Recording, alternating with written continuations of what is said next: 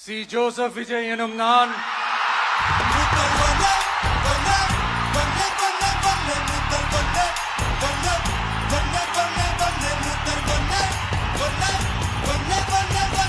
சட்டப்படி அமைக்கப்பெற்ற இந்திய அரசியல் அமைப்பின்பால் உண்மையான நம்பிக்கையும் மாறா பற்றும் கொண்டிருப்பேன் என்றும் இந்திய நாட்டின் ஒப்பில்லாத முழு முதல் ஆட்சியையும் ஒருமையையும் நிலை நிறுத்துவேன் என்றும் தமிழ்நாட்டு அரசின் முதலமைச்சராக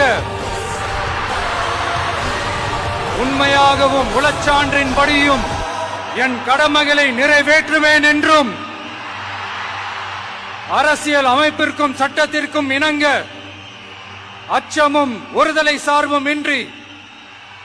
விருப்பு வெறுப்பை விலக்கி